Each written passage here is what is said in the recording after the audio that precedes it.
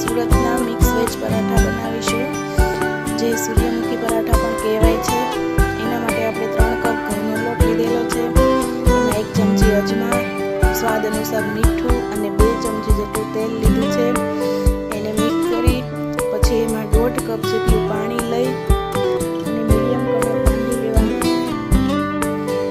પછી એને 15 મિનિટ જેવું રેસ્ટ આપવાનું રહેશે। હવે આપણે સ્ટફિંગ રેડી કરી લઈશું। સ્ટફિંગ માટે મેં અહીંયા કેપ્સિકમ, કોબીજ, ગાજર અને ડુંગળી લીધેલી છે। તમે તમારી ચોઈસ મુજબ કોઈ પણ શાકભાજી લઈ શકો છો। હવે આપણે તેમાં ગરમ મસાલો, ચાટ મસાલો, સ્વાદ અનુસાર મીઠું, હળદર, હિંગ, લાલ મરચું અને લસણની પેસ્ટ, લીલા ધાણા, લીલું લસણ એડ કરીશું અને પછી તેને બરાબર મિક્સ કરી લઈશું। મિક્સ થઈ જાય પછી તેમાં છીણેલું પનીર, છીણેલું ચીઝ એડ કરીશું અને ફરીવાર મિક્સ કરી લઈશું। હવે આપણું સ્ટફિંગ રેડી છે। હવે જે આપણે લોટ બાંધેલો છે તેમાંથી એક ચાપટી અને મોટી રોટલી બનાવી લઈશું।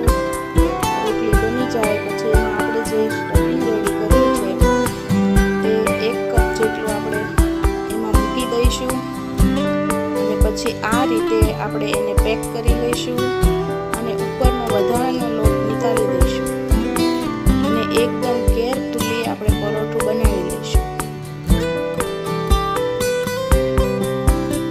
પરોઠું બની જાય પછી આપણે ગરમ રોટી પર એને સેલો ફ્રાય કરીશું।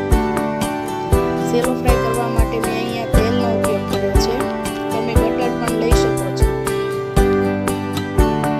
એકદમ કેરફુલી પલટાવવાનું રહેશે।